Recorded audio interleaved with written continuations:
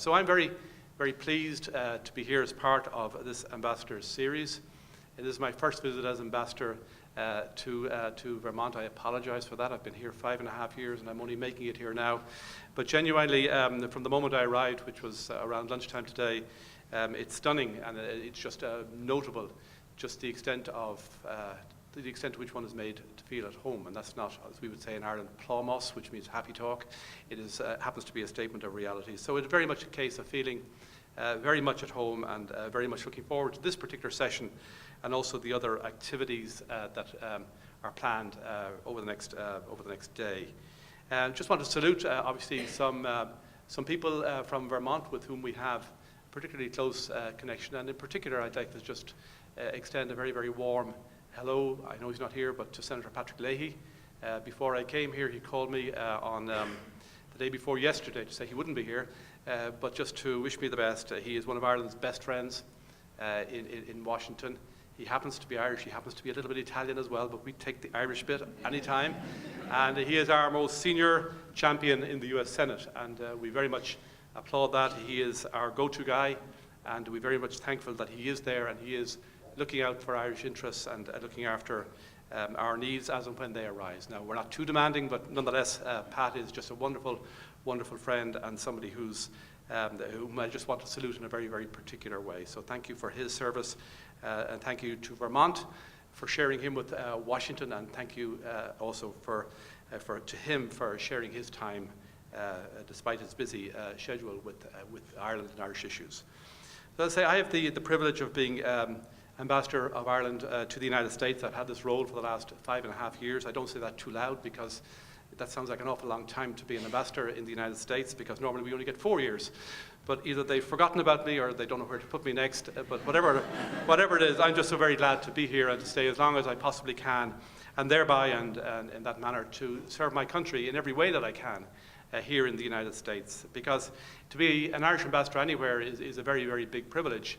And President Finney mentioned some of the other locations where I was ambassador in Saudi Arabia and the Czech Republic. But to be Irish ambassador to the United States is an extraordinary privilege, and one that I genuinely appreciate, and every day I really do shake myself down and just remind myself that this is something very, very special indeed. It's special for all the obvious reasons to be an ambassador, but to this country, with whom and with which we have such an extraordinary relationship, it is something extra special indeed. I noticed all the hands that went up there, people identifying their Irishness, but obviously throughout this great land and in every corner of America, there is Irish America. And whether it's in the boardrooms, or whether it's in the fire stations, or whether it's in the police stations, or whether it's in the union halls, or whether it's in the religious life, or whether it's in education, the Irish are everywhere and have made their mark and are acknowledged as such throughout this country. So to the extent that the image of Ireland and the reputation of Ireland is as it is, and that's a positive reputation in this country, we give credit, not just for what we're doing in Ireland, but it's more particularly the case for the contribution that the Irish have made here over the generations, indeed over the centuries, here in the United States. So as I say, that's a wonderful thing. And I want to just convey a very special invitation to each and every one of you who haven't been to Ireland, indeed those of you who have been in Ireland as well, to come back and just visit us in Ireland again. Next year we're having an event in Ireland called the Gathering of 2013.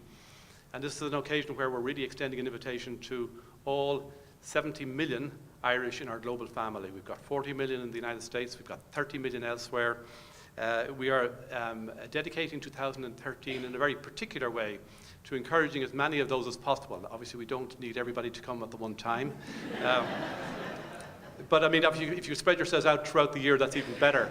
But it's really it's a two-pronged initiative, if I may say so. One is to help our economy in current circumstances, and I'll come to that at the moment, because tourism can make a very, and you know this very well in Vermont, can make a very immediate, very impactful impact on the local economy. But also it's a way of ensuring that we keep as connected as we can. So one of the things we're always anxious about in this country is how to stay connected, how to ensure that as the generations pass along and as it becomes a little bit more attenuated between the person born in Ireland or the grandparent born in Ireland, that we keep all this thing alive and vibrant, because it is a very precious connection. And anything we can do to stimulate that connection, to stimulate that sense of connectiveness, whether with Ireland or between Ireland and you and Irish America, that's something that we want to do and we want to encourage. So we're in the business of assuring that for the future, not just in the United States, but globally as well, but most particularly, as I say, in the United States. So if I had come here 10 years ago, or 20 years ago, the subject matter of my conversation with you this evening would not be about really the Irish economy. Much in all as there would have been to speak about that, but there was another overwhelming issue which would have demanded my conversation with you, and that would be the issue of Northern Ireland. Today it's I'm just very proud to represent a country which has achieved peace in Northern Ireland, to have played my part in it, as President Finney has said, but to really to salute the progress that's been made there. Northern Ireland is a place at peace. It's a place that enjoys partnership government. It's a place that works under the Good Friday Agreement of 1998. It's a place not without its challenges. Obviously, we've put political structures in place to best assure the proper management and the best management and the fair management of society. Obviously, it's a deeply divided community. They are deeply divided for reasons which most of you will be familiar with. But we have succeeded in building and constructing a construct or a political arrangement there through the Good Friday Agreement, which allows people to live in partnership and to share government together. And that's something that's truly very, very important. It allows our country to enjoy the peace that we are enjoying. It allows new and very, very vibrant relations between Belfast and Dublin. And most particularly in more recent times, it's allowed a regularisation of the relationship between Ireland and the United Kingdom, between Dublin and London. And for many, many years, of course, that relationship was blighted by the circumstances that we found ourselves in Ireland. But if there was one manifestation of the maturity with which that relationship has evolved, it was the visit to Ireland last year of Queen Elizabeth II. And most people who would know Ireland would have an appreciation of what that meant. But for those of you who don't know Ireland maybe particularly well, you need to realise that the last reigning British monarch last visited Ireland in 1911. So it took 100 years to get our politics straightened to such an extent that Queen Elizabeth could come to Ireland and be welcomed to Ireland in the way that she has. The reason I mention that is just to acknowledge and to promote the extent to which relations are so much better now. And obviously, it's our purpose and our intention, and we are driven to ensure that that relationship and those relationships, both on the island of Ireland, within Northern Ireland, and between Dublin and London, continue to advance in a healthy and good way. So, just at moments like this as well, I just want to it's appropriate to say thank you to our community here in the United States in particular, for the contribution that you have made, to assuring that peace in Ireland. And by extension, obviously, want to acknowledge the role that the successive U.S. administrations on both sides of the, both Republican and Democratic have made over the decades, and also in the Congress on both sides of the aisle. Without America, I can assure you we would not have the peace today that Ireland enjoys. So that is something that needs to be said, needs to be acknowledged, and I'm very, very pleased to do so. So thank you for your support. Just bear in mind, we still have work to complete there in terms of just assuring the future, but we're in very good shape. But as I said, if that would have been the tone or the subject matter that I would have had to address here 10 or 15 years ago. Today I didn't spend quite so much time on it, not because it isn't an important issue, but because we have made progress. There's still work to be done, but the main topic, and the main focus of interest in Ireland today is more on the economy. And we'd rather we weren't the centre of the attention that we are and have been over the last 4 or 5 years. But the reality is that Ireland has been going through a very traumatic time since 2008, when this bubble burst, and we've been living with the consequences of that ever since. But I just want to give a summary of the message that I want to just, when I'm finished my conversation, I hope this message will have come out loud and clear. And that is that, despite everything that I'm just going to share with you, Ireland is recovering, Ireland has stabilised, and Ireland is very much open for business. We're a very, very resilient people. And despite the knocks that we have endured, we're up on our feet and we're moving forward again. those of you who have followed the story of Ireland in the boom times know that we did indeed have a boom time from 1995 really until 2008. And this was an extraordinary time when Ireland was growing at rates that people associate with China today. There were rates in the 6s, the 7s, the 8% growth GDP per year. Extraordinary growth. We were the fastest growing country in the world. And just something to be said about that, and that is that that was not a mirage. It was actually real growth, real substantial growth. Now, at the heart of it, or part of it, was this property bubble, which I'm going to come back to in a minute. But the growth that Ireland experienced during that period of 10 to 12 years was real growth. It was real energy, real business, real boots on the ground, real manufacturing. And it transformed our country. So despite all what you may hear about the circumstances that we found ourselves in the last number of years, if you go to Ireland today, you will find a country transformed, a country which has infrastructure that we never had previously, a road system, a highway system, a rail system, an airport, you name it, it's there. So we're just waiting to obviously grow into all this new space, and when the country begins to grow in a very strong way again, obviously this new infrastructure that we have is going to serve us very well. Now, maybe self-evident to most of you, but I mean, most of you will know that Ireland is a proud member of the European Union. I just see the European Union flag behind me, side by side with the Irish flag. And it's very important to understand that Ireland has no ambiguity about our place in the European Union and our commitment to the European Union ideals. We are a member of the European Union since 1973, a proud, committed and devoted member of that union. Our intention obviously is to ensure and to assure the future strength of that union. And within that union also we're a member of the euro currency area. So the European Union comprising 27 countries, of which we're one, and the euro currency area comprising 17 countries, of which we are one as well. And whatever you may hear and whatever you may see in terms of the media, another message I wanted to just make absolutely sure is fully understood, that the idea that the European Union, despite all the stresses and strains at the moment, and they're obviously in the media all the time, the idea that the European Union would do other than thrive and survive is inconceivable. Or the idea that the European currency would in some way falter or fail is equally inconceivable. And Ireland is committed and devoted to ensuring that that is not the case. And we will get our opportunity starting next January to be at the helm of the European Union. Every number of years a country gets to take over the presidency of this great institution. Ireland will be in that position from the 1st of January for 6 months next year. And in that way we will continue to assure and play our part in whatever way we can to assuring the future of that union.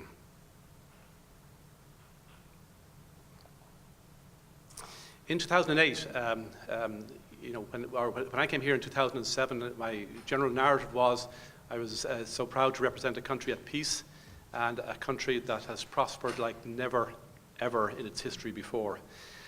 Now, the first part of that narrative is still true.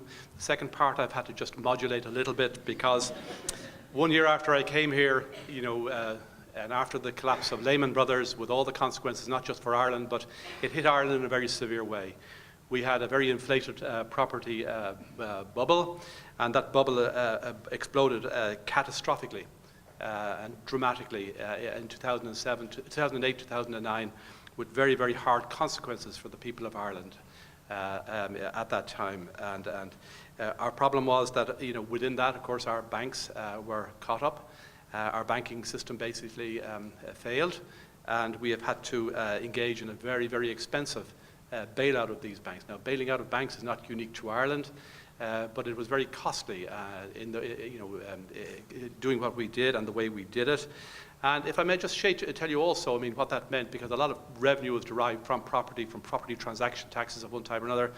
And if in 2008 revenues, or 2007 revenues into the Irish state in that year would have amounted to something in the region of, say $50 billion US, which is a lot for a small country to take in tax, because the country was doing extraordinarily well.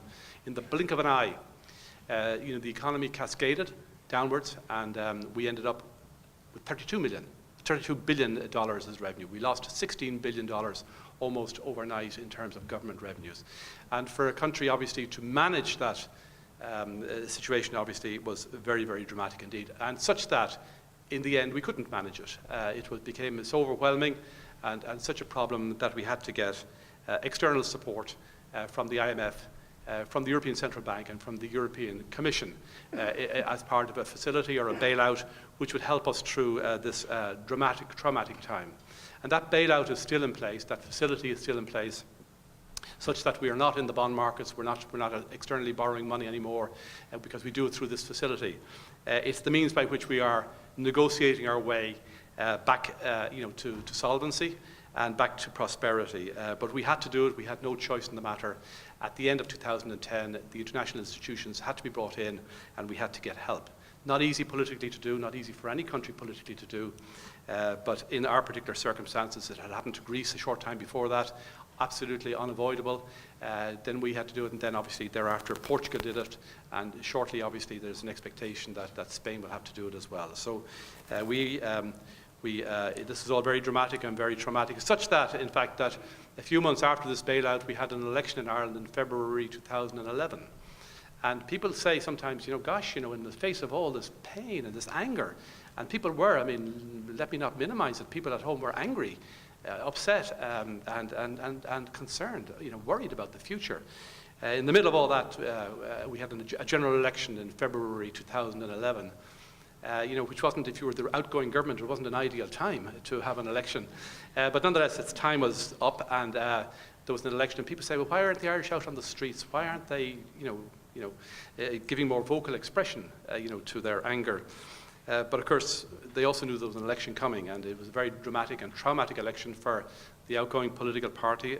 They lost, rather uniquely in Western democracies, they lost 75% of their seats in the Parliament. Which was obviously a big loss for them. But people took out some of their frustration and anger on the outgoing government, and they voted in a new government in March 2011. And one of the reasons I mentioned that is because of the particular circumstances, but also that government coming in got a huge mandate, got an overwhelming mandate. Its numbers in the Parliament are the largest numbers, the biggest mandate of any government in the history of Ireland. And why that is important, of course, is obvious, because to do some of the things we now need to still do to complete the journey, you need to have political strength to do it. We've seen in Greece how the challenge is, having a mandate, or the absence of a mandate, or the absence of a strength to carry forward with your decisions. In Ireland, in our current circumstances, we do have, our government is strong. It's got capacity to deliver. I'm not saying it's not without its sensitivities and that they have to, obviously maneuver their way through this politically. But they have the capacity to deliver. And one of the things about delivering is important to recognize that, notwithstanding, the difficulties and the money involved, the new government coming in committed itself to honouring all pre-existing commitments. So we had a change of government. But we're honouring our debts, we're honouring the commitments that we've made, and we're stepping up to the responsibilities that we know fall on us. Obviously, with the help of others, we are going to get through it. But Ireland honours its word, and when we say we're going to pay back, we do pay back, and we're not delusional. We recognise the scale of the challenges ahead of us and the challenges that we're facing. I say people aren't particularly happy, but they're facing them head on. And as a consequence, I think most people here, when I speak to them in the United States, the general narrative now is, Ireland is doing the right thing. Ireland is getting on with it, and I think that's probably the universal view that we're getting on, and maybe have got a head start also with other countries who may now only be coming to terms with circumstances that we experienced 3 or 4 years ago. So we may indeed have a head start, and I think ultimately. We may be the ultimate comeback kid. We're going to get there, we're going to get back. So in all of this, of course, the EU response has been crucial, because Ireland on its own could not survive this massive wave that came in on top of us. So having the backdrop, or the backstop, of the European Union and the European Central Bank in particular has been crucial to us. And despite sometimes the sensitivities around some of these issues, it's very important to understand that Europe has been a vital ally to Ireland as we negotiate our way out of this. And going into the future, the Irish people were asked earlier on this year to vote in a referendum about this so-called European Stability Mechanism, which is the way in which future bailouts in Europe are going to be done. And, it's a very hard thing to go and ask people in a referendum, a very complex thing to ask people in a referendum to adjudicate on something like this, and particularly in an environment where there is this kind of, concern and anger. But the Irish people, again, overwhelmingly 60-40 or 65-35, voted in favour of, sticking with the European project, sticking with the future of Europe, and aligning ourselves with that. And it's, and when I say that the new government is committed to maintaining and honouring its commitments, that's not to say, of course, that within the package that we have and within the bailout deal that we have, that we can't look for a better way of doing things and look for a bit of recalibration and a little bit of retooling if we can achieve that. And that's very much part of the issue of today, because one of the most controversial things that happened at home was the idea that the bailout of the banks should end up as sovereign debt. In other words, the money we paid to recapitalise and bail out the banks, with 40, 50, 60 billion dollars, ends up on the national account. How did that happen? The banks were private institutions. And why should their debt suddenly become my debt? I'm a taxpayer. But that's the way it happened for any number of different reasons, and it wasn't unique to Ireland that it happened in that particular way, and may indeed have been unavoidable.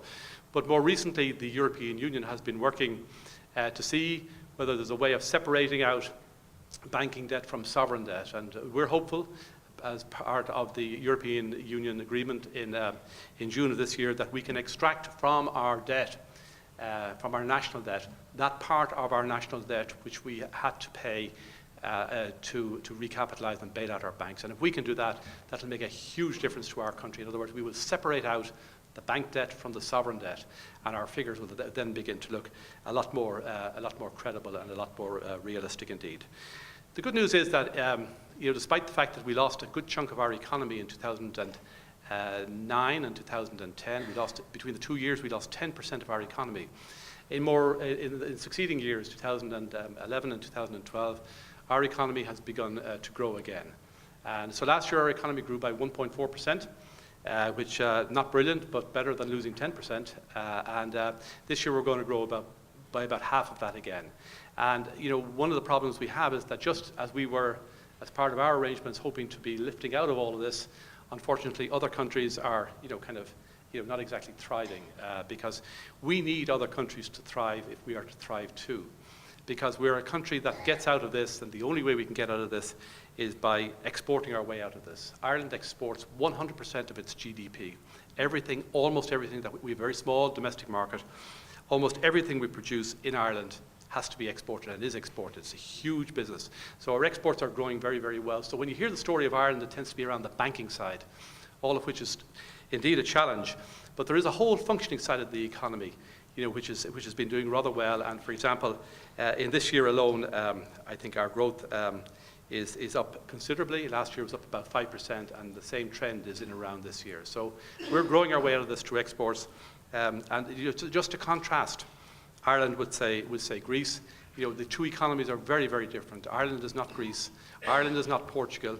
Ireland is a country, obviously, which has a dynamic export business in a way that some of these other countries have not got. So that's why there is optimism and confidence that we can work our way out through all of this. One of the consequences of the downturn, of course, is that unemployment has revisited Ireland again. From having enjoyed full employment, and in our terms, full employment is about 4%, from having enjoyed full employment during the boom years, an extraordinary phenomenon, given Ireland's previous history, unemployment has crept up again, and we also have, also immigration has revisited our country in a way that we thought would never happen again. Obviously, it's the ambition of any government, to look after its people at home. Obviously, over many, many generations, that was never the case in Ireland. So people like your good selves, many of you, would come from families who in previous generations have come to the United States. So we have had the unfortunate situation that in more recent times, immigration has revisited our country, and that has meant losing younger Irish people, some younger Irish people, not everybody of course by any means, but some younger Irish people, particularly to places like Australia, New Zealand, Canada. Obviously the UK is always a major destination, less so the United States, because just the access to the United States is much more limited than that. But We're going to, obviously we would hope that these people, younger people having emigrated, that as the economy begins to swing back again, and as we get an uptick in the economy, that they may, as people did in the 1990s when we were booming, that people might come back and enjoy the growth which we are confident will begin to happen again, because over 2014, 2015, we are expecting our economy to grow about GDP by about 3%, which wouldn't be bad, wouldn't be brilliant either. We need to be in the 4s and 5s to be really generating jobs. But obviously it would be a good thing if we could achieve that. As I say, so we're trading our way to recovery.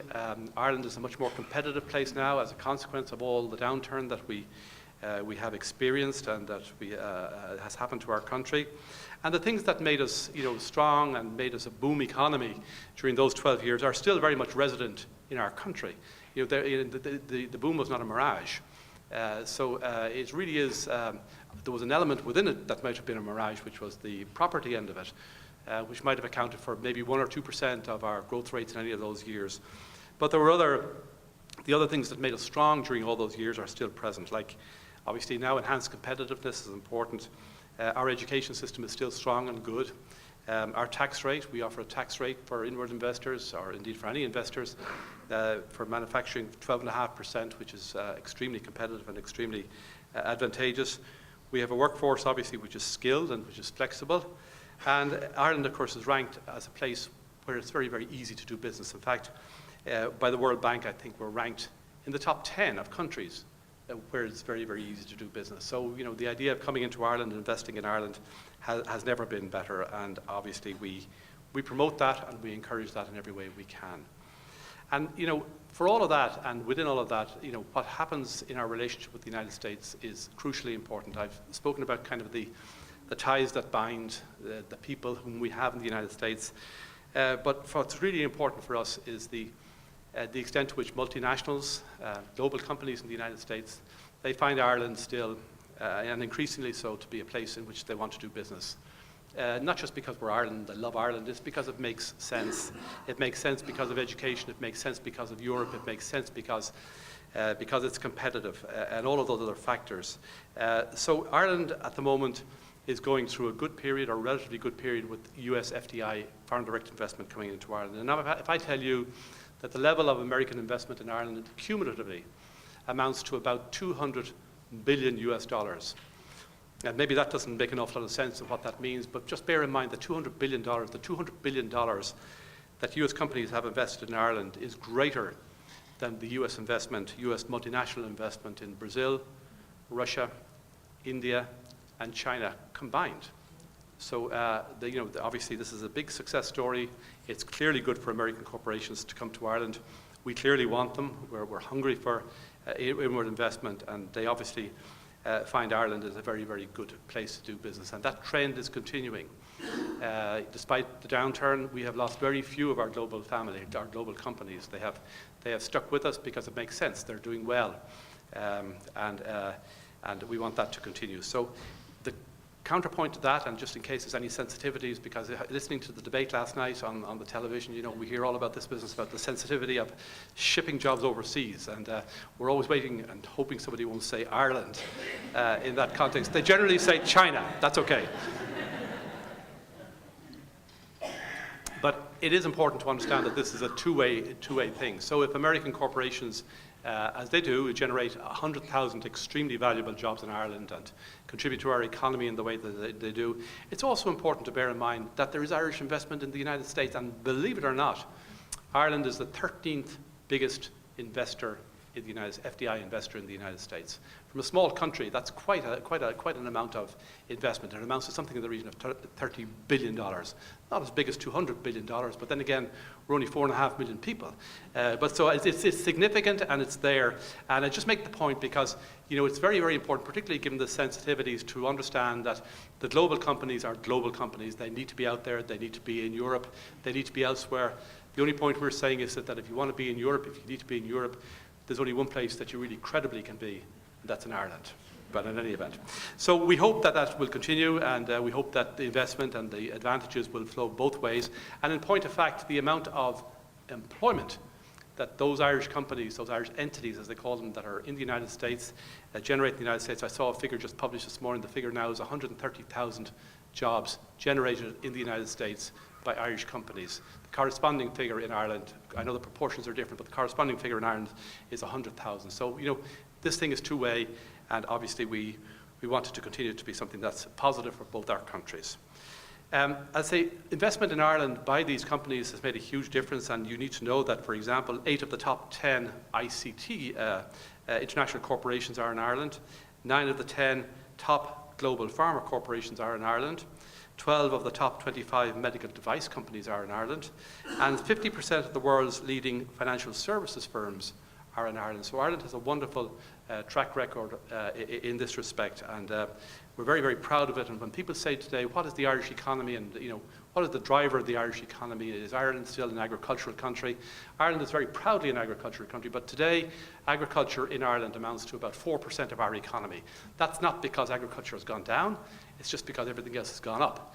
You need to know also that Ireland, for the small country that it is, 4 million people, 4.5 million people, we generate enough food in Ireland through our agribusiness to feed 40 million people annually.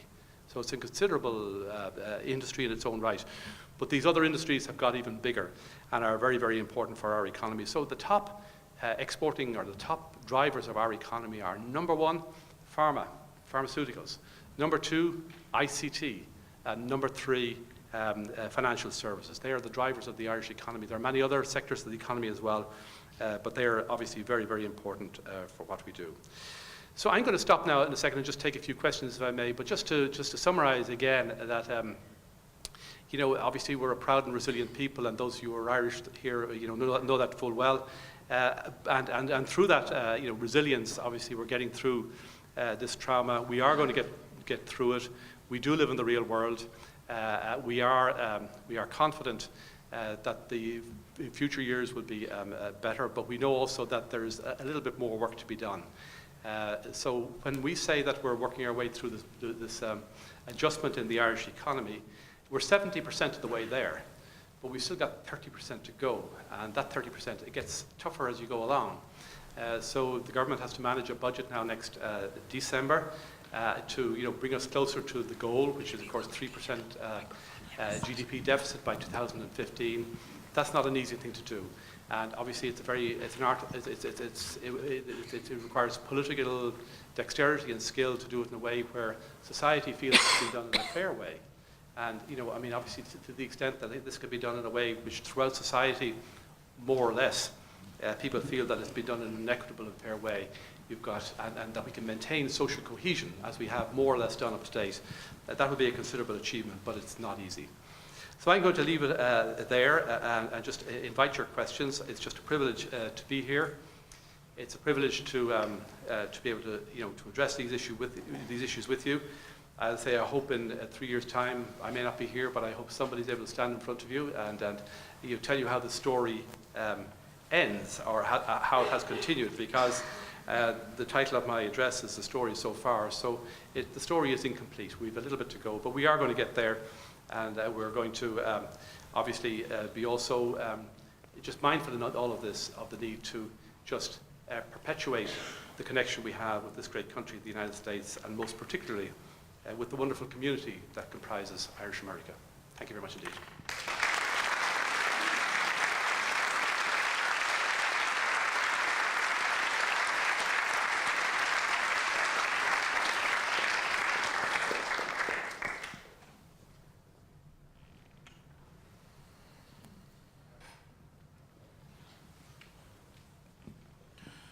Ambassador, I'm looking for an economic benchmark that I can kind of latch on to.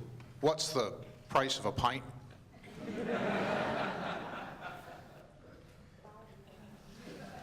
Well, it depends on where you go, I suppose. If you want it in dollars or euros, I think somewhere between 4 and 5. I think euros. But it's not the price of it; it's just the environment in which you consume it, right? And that can't be beaten. That's priceless.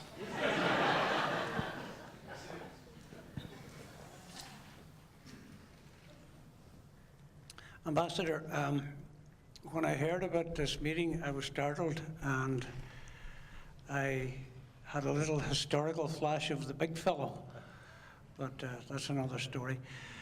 In today's New York Times, there was an article which said that the Walton family have as much wealth as 100 million Americans, my adopted country. I have 2 points I'd like to put to you. Equality in Ireland, is the money going to the top like it is here? And my second point is, thank you for assuring us that the EU is alive and well, because the impression I get in this country is that Europe is done. In fact, I'm not being snobby when I say this, but one of the articles in the recent magazine Foreign Affairs is entitled, "Is Europe Kaput?" And thirdly, I'd like to congratulate Donegal on winning the All-Ireland football final. Well, I mean, anybody here from Kilkenny? We'd like to just extend that congratulations to anybody with Kilkenny antecedents, and I have a little bit of Kilkenny in me as well. Just, and I just apropos of that last point about Gaelic games, you know, Donegal, whether it's Donegal, or whether it's Mayo, or whether it's Kerry, or whether it's Dublin. You know, these games, Gaelic games, it is extraordinary and vital the extent to which they continue to form such a vital part of the glue of our country. I mean, for those of you who know it, you know that these games are played in every community, every parish, between communities, between parishes, between counties, and they are really have been vital at times when some of the other kind of linchpins maybe in society have been a little bit rattled from time to time. So I just want to say, for those of you who have had the opportunity to enjoy Irish games, and those of you who are Irish will know it, they're a very, very vital part of our makeup. We're very proud of them. It is something of a wonderful achievement that in the face of the globalization of sport, if I put it like that these games, which are uniquely played on the island of Ireland, have not just done well, but they've thrived as well, and by which I mean primarily hurling and football, but also more recently camogie and ladies football as well. So that's very, very important.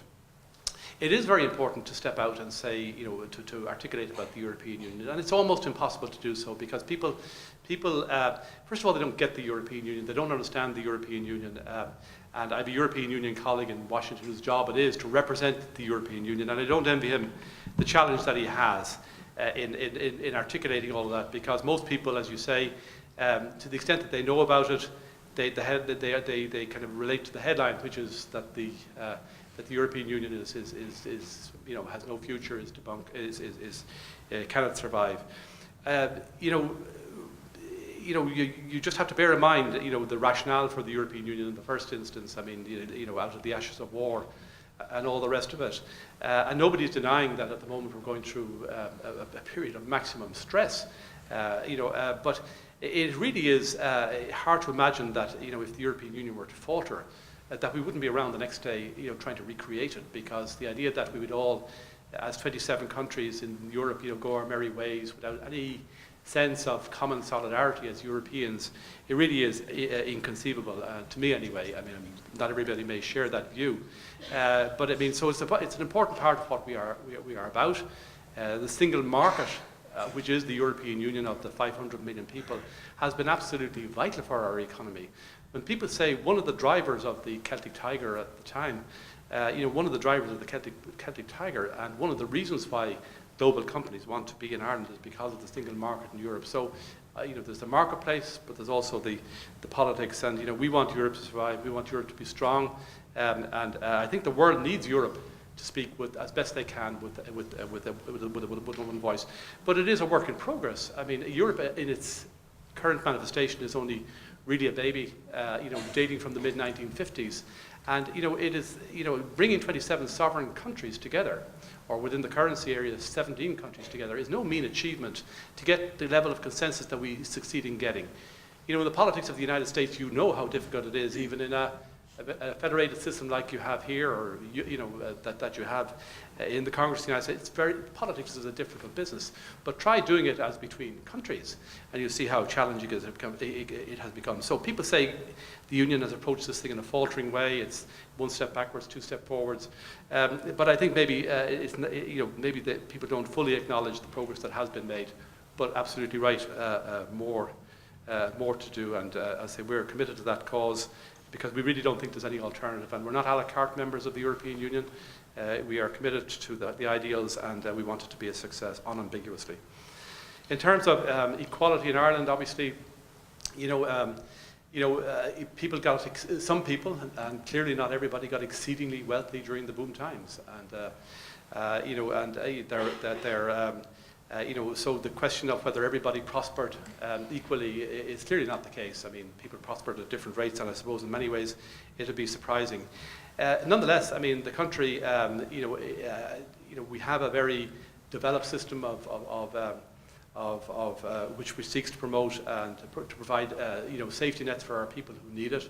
We have, by American standards, a highly developed, hugely developed indeed, welfare state. Our safety nets are way, way higher than what people in this country would enjoy. So people, haven't fallen.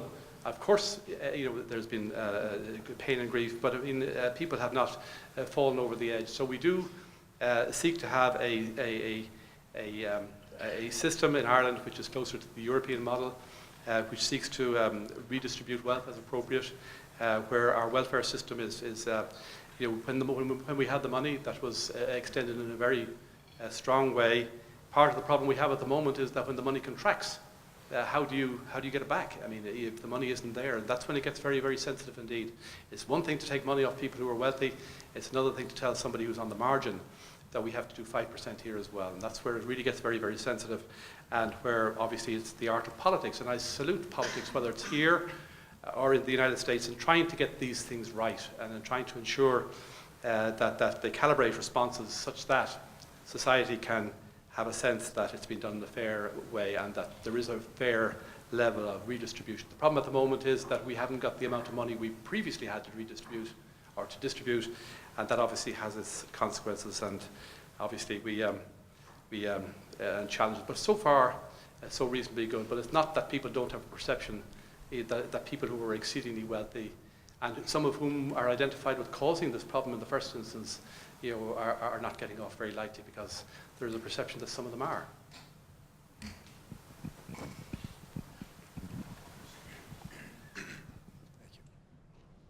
Ambassador, one of the principles, as I understand it, of the EU is that cross-border employment opportunities would be available with very little hassle. But of the countries that you mentioned to which young Irish people are emigrating and seeking employment, only one is a EU member. Is that because of the weakness, the general weakness of other European economies, or is it because culturally the countries that you mentioned are probably cultures that would be more at home for Irish immigrants? Yeah, I think it's both. I mean, there's linguistic issues as well, so it's all fine saying there's an open market for employment, but I mean, if you don't speak German, or if you don't speak Italian, or if you don't speak whatever, I mean, that's an extra, or French, that's an extra handicap. So it's not surprising that people would go, first of all, to places where linguistically and culturally they would be more at home, and that might be London, or it might be, I'd say, Australia, Canada. So Australia also for younger Irish people is really promotes, or it has certainly younger people have an image of greater excitement, and maybe that's because they're young and they can go there, but they also have the infrastructure there, maybe the networks there through which they can. But the reality, the law is such that they can actually go anywhere they want. But emotionally and maybe opportunistically, these are the countries which where there's greater advantage. What we would like, though, is to find a way in which we can find ways in which we could generate legal flows for Irish people to come, new legal flows for Irish people to come to the United States. Since the 1950s, really, there has been no form of legal flow through which people can emigrate reasonably. between Ireland and the United States. So we're working very closely with Senator Leahy and other people on the Judiciary Committee in the Senate and in the House to try and secure a new visa deal for Ireland. And when I say a new visa deal for Ireland, I mean a new visa deal for Ireland and America, because it's reciprocal. We're not in the business of saying, you know, let the Irish come here, and you know, we're not in the we won't open up back at home, because we have room. Despite everything I've just said, there's room, I think, within certain sectors of our economy for young Americans as well, if they want to travel to Ireland. So what we're looking for is 10,000 annual, 2-year renewable non-immigrant visas between Ireland and the United States. And this would make a huge difference to us. It would make a difference in terms of giving an extra point of access to people to come to the United States. It would guarantee that our communities here would have inflows, 10,000 a year, and I think it would make a very big difference to the relationship. So we're working to secure that. We have a bill which is where we know the parameters of what this new regime will be, and we are working very hard with Senator Leahy and others to try and progress that during the lame duck session of this Congress. It would make a huge difference to get reasonable, limited legal flows between Ireland and the United States again. And I think that would just transform the relationship even more than what it is. But correspondingly and proportionately, we would be offering a reciprocal deal with Ireland. And I think if we got that, it'd be great. So we salute all those who are working with us on that.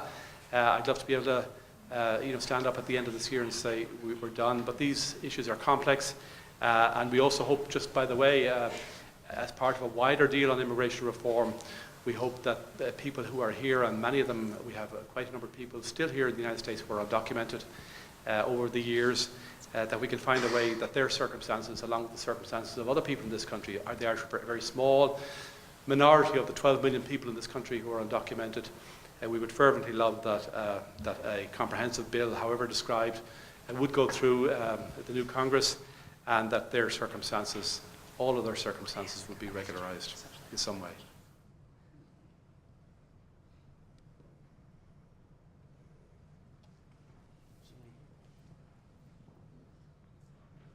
Ambassador, could you comment on your Ireland's balance of trade, both with the U.S. and throughout the world, over the last decade or so? Ireland's? Balance of trade. Balance of trade? Yeah. Well, I mean, Ireland enjoys a very substantial balance of trade surplus. The United States is our biggest single export market. When I lived in Saudi Arabia, we had a balance of trade with Saudi Arabia, which was 99% to 1%. We didn't buy Saudi oil. We sold them our beef. So we enjoy a very healthy balance of trade around the world, and that should not be surprising. Obviously, we only need a certain amount. We're a small country numerically, 4.5 million people. So obviously, the level of imports that we require are relatively small. So there's actually a huge, if you look at the figures, even with the United States, there's a huge disparity between what we export to the United States and what the United States exports to Ireland. So we enjoy huge trade surpluses, and obviously that's something that's important to us. So we're not the only country in the world with trade surplus, but I think I think the proportion or the rate, the difference between our imports and our exports proportionally is probably greater than most other countries. Mr. Ambassador, you mentioned the tax rate that foreign investors enjoy in Ireland. All manufacturing. Yeah. Foreign and otherwise. And the question is, with the increased discussion, which I believe is taking place in the European Union on harmonizing tax regimes and banking regulations, is there a danger that Ireland could lose its unique advantage that it offers foreign investors? Well, the determination of the tax rate is a sovereign, even under existing EU rules, is a sovereign determination. Ireland decides its tax rate. Now, other people might have a view on what that tax rate is, but Ireland has decided and has had for many years a tax rate now of 12.5%. We did come under a bit of pressure about 18 months ago. Some people were asserting that the figure was too low. We don't believe the figure is too low at all. We believe it's the right figure. It's right for our economy. It's right for our for our economic development, our economic growth, we have absolutely no intention of changing our 12.5% rate. It is fixed, it is secure, and if you ever meet a taxi driver in Dublin, he'll know more about the determination of the Irish government to maintain the 12.5% than he will about many other issues. It's become part of the vernacular. We're holding on to the 12.5%. There are issues around Europe in relation to tax, but there's no move, and most countries wouldn't wish it anyway, to have a harmonised tax rate, because that wouldn't be possible. By the way, I mean, it's equally possible for other countries, if they want to have a 12.5 rate as well, that they can have it too. There's nothing to stop them coming down to our rate. They have their own mix of taxes, whether it's on personal tax, VAT, corporate tax rate, and they might choose, if you're France, to be 30% or whatever the figure is. The one that works best for our economy is 12.5%, and it's really, really important for us to be able to assure and to have assured our investors, domestic and foreign, because it applies to both, that rate is assured, and it's not going to change, Europe or no Europe.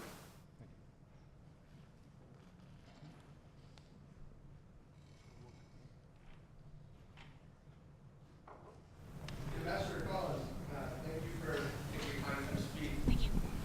With the influx of foreign corporations and agriculture being such a prominent piece of the economy, could you speak a little on environmental enforcement regulation, please? Environmental? Yeah, did you hear my whole question? The influx of foreign corporations and agriculture being such a big piece of the economy, could you speak on environmental enforcement and regulation? Environmental enforcement? Yes, and regulation. Well, I mean, Ireland, prides itself, like Vermont, in being a very green place, a very green country, a place that is environmentally has extraordinarily valuable environmental assets.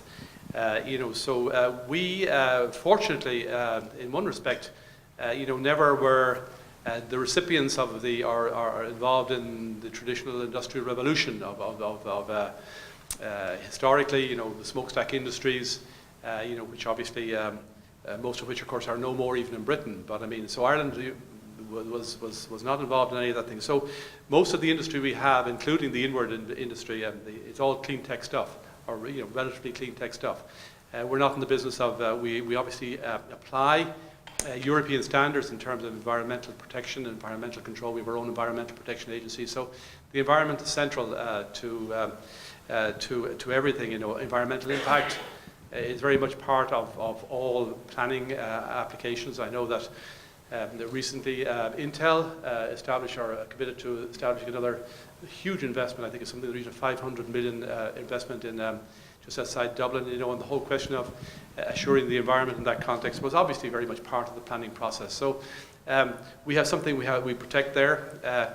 We have our own domestic standards, obviously, but the standards that are most applicable today are ones that are really common European standards, and those standards are very, very high indeed. And they wouldn't be terribly dissimilar to what you have here in the United States. So we recognize that the environment is something that we must protect.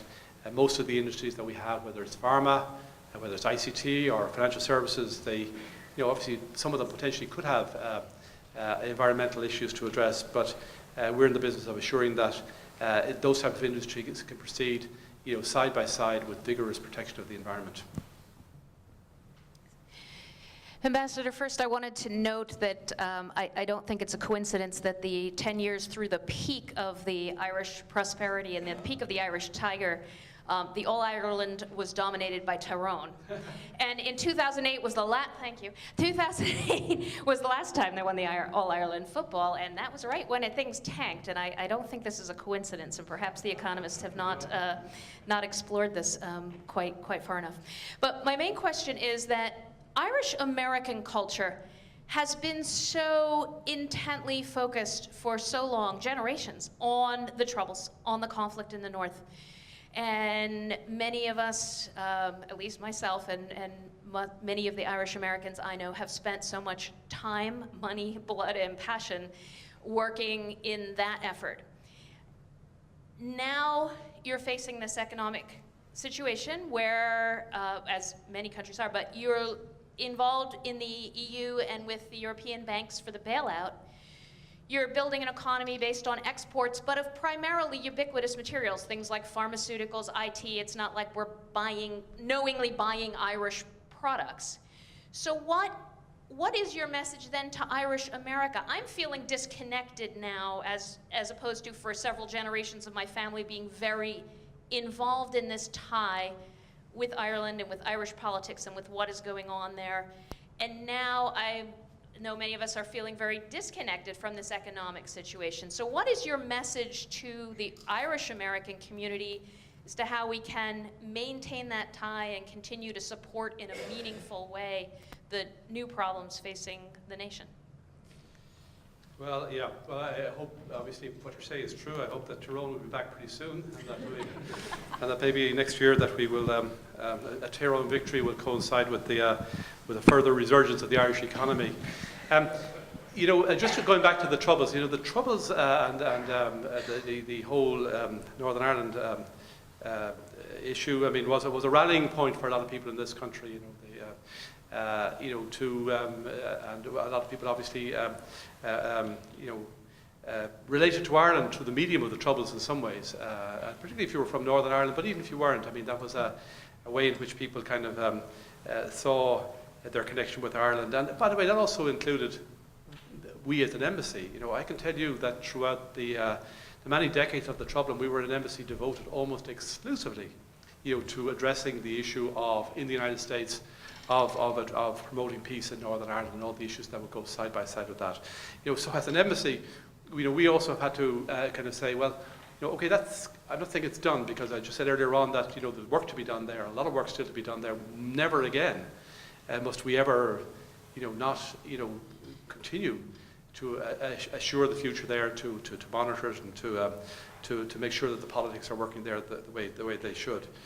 So we've had to reconfigure ourselves as well. You know, it's no point saying we're all involved in the Northern Ireland peace process if that's moved on in these days. So we've had to reorientate ourselves in the same way maybe as our community has to refocus as well, in terms of what is it today that connects them with the Ireland of today. And that's an interesting question, and that's one of the reasons I think why this gathering initiative through tourism, through maintaining that sense of interconnection is important, because otherwise you're absolutely right. I mean, the thing becomes attenuated and we will lose something very, very precious indeed. So it's a bit of a challenge.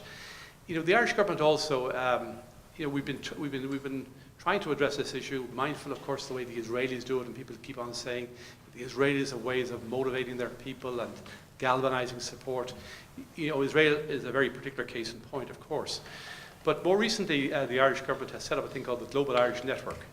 And this is a way in which the acronym is GIN, which may not be the best acronym, but anyway, it's called GIN, Global Irish Network. And this is a way of doing precisely what you're saying, you know, recognizing the fact that, you know, we have this community out there, our global family, and that we need to stay connected, and they need to feel a sense of connection with us. I'd have to say that's still a work in progress. We've had 2 sessions in Dublin. It tends to take place every second year. It can't be everybody. It's comprised of about 300 people. Have we got precisely the right people in it? Well, that's to be determined. I think it's still a work in progress. But it certainly is an initiative which is designed to find new and better ways of staying connected, because we do need to do that. We will lose something very, very important, very, very precious if we omit to do that. But at a minimum, tourism is a way in which people can stay connected. Please, if those of you who have not been to Ireland, come back and see us. Please stay connected with us in that way. And for those of you who can stimulate people's interest in investing in the Irish economy, and are in a position to do so, obviously we would welcome that as well. And through those means, obviously, we will keep up the connections and assure the relationship between Ireland and the United States just continues to be strong and vibrant. But it's a good question, and it is a challenge how to maintain the connection, how to stay connected. It's really, really important, and we're working on it.